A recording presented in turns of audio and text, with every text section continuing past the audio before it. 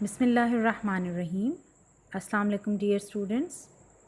Hope you are fine and taking good care of yourself. Today we are going to study a topic from grammar, conditional sentences.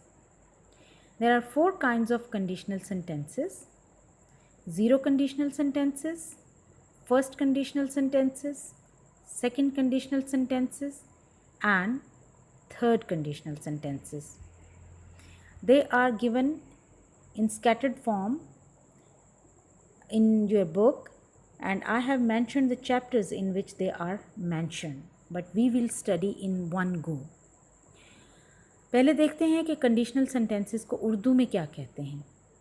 Urdu में इनको कहते हैं शर्तिया जुमले, यानी कोई एक सिचुएशन जो दूसरे पर डिपेंड करती है। जैसे उर्दू में हम कहते हैं कि अगर ऐसा होता तो इस तरह से हो जाता, या अगर ऐसा हो तो ऐसा हो जाएगा। तो जैसे मैं उर्दू में बात कर रही हूँ तो कह रही हूँ कि अगर, इसी तरह से इंग्लिश में भी इसको इफ़ क्लॉज के नाम से जाना जाता है।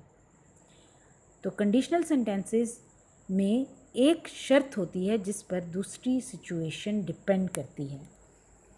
Simply we can say that all conditional sentences express a different degree of possibility that a situation will occur or not.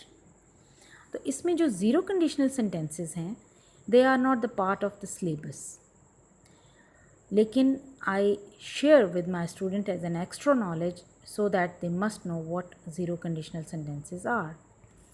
Let's see what zero conditional sentences are. Zero conditional sentences are used to describe scientific or general truths, situations in which one thing always causes another. When you use a zero conditional sentence, you are talking about a general truth rather than a specific instance of something. Consider the following example. You get water if you mix hydrogen and oxygen. Structure is if, present simple and present simple. In fact, in zero conditional sentences, the result is always guaranteed. यानी scientific और जो general truth है, जो sustain करता है, जो मौजूद होता है, रियलिस्टिक है, उसको डिस्क्राइब करता है। यानी यहाँ पर आपको एग्जाम्पल से भी पता चल जाएगा कि जैसे हाइड्रोजन और ऑक्सीजन को आप मिक्स करेंगे तो उसका रिज़ल्ट क्या है, यू गेट वाटर। तो बेसिकली ये रियलिटी बेस्ड सिचुएशन है।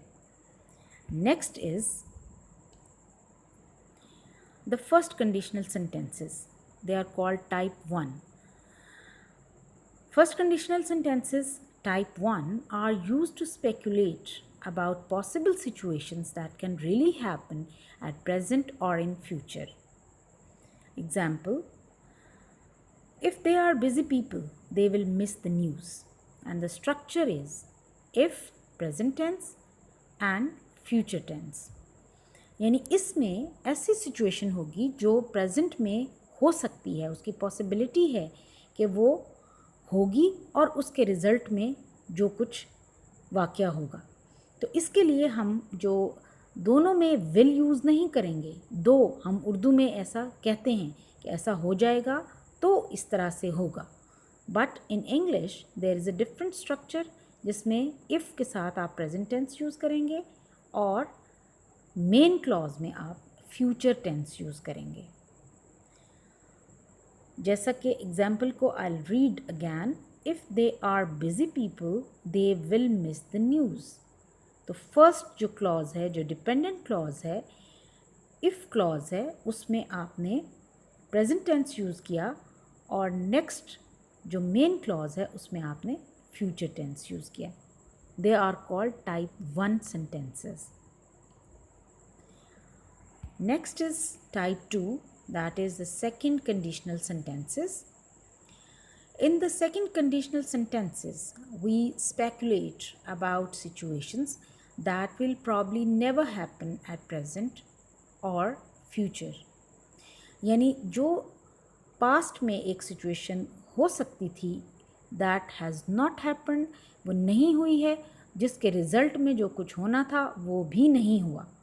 तो एग्जाम्पल जो है उसमें मेन क्लॉज में आप यूज़ करेंगे we would buy a house if we decided to stay here. तो इफ़ क्लॉज में आप यूज़ करेंगे सिंपल पास्ट टेंस।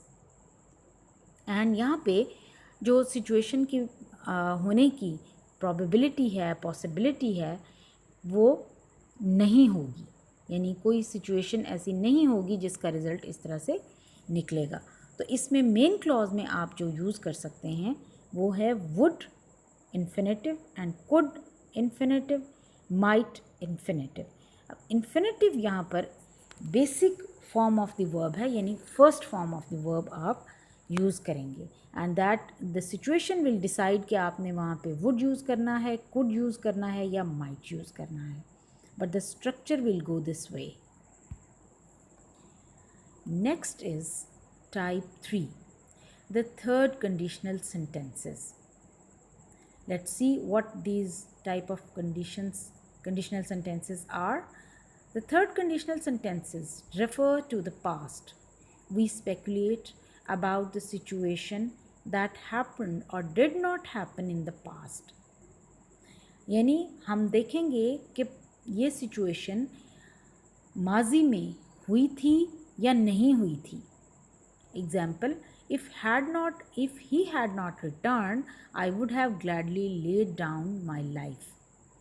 अब इसमें आप if क्लॉज में past perfect tense यूज़ करेंगे और मेन क्लॉज के लिए would के साथ have और past participle, could के साथ have और past participle, might के साथ have and past participle, यानी थर्ड फॉर्म आप यूज़ करेंगे वुड हैव के साथ, कुड हैव के साथ और माइट हैव के साथ। स्ट्रक्चर इज़ दिस और सिचुएशन विल टेल यू कि आपने इन तीनों में से कौन सी ऑक्सिलरी को टाइप 3 में यूज़ करना है। अब जो मोस्ट इम्पॉर्टेंट बात है, you will have to identify the type in your exams. Objective type में आपको इस तरह के क्वेश्चंस आते हैं जिसमें स्ट्रक्चर आपने देखना होता है और ऑप्शंस में आपने टाइप 1, टाइप 2, टाइप 3 को मेंशन करना होता है, या फिर आपको डिपेंडेंट क्लॉज या मेन क्लॉज में आइडेंटिफाई करना होता है। तो for this you need to practise and you must know the structure, the proper structure that has been given in type 1, 2 and 3। ये सेंटेंसेस जो हैं ये आपकी टेक्स्ट बुक में से ही लिए गए हैं, जो एग्जांपल्स हैं, जो स्टोरीज़ उसमें दी गई हैं। तो when you will read you will be able to identify more sentences of these kinds. तो प्रैक्टिस से, रीडिंग से आप उसको आइडेंटिफाई करने में आपको आसानी होगी।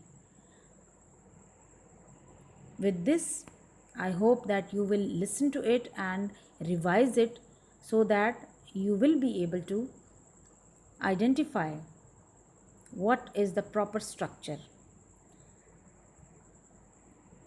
Thank you very much. Stay blessed. Allah Hafiz.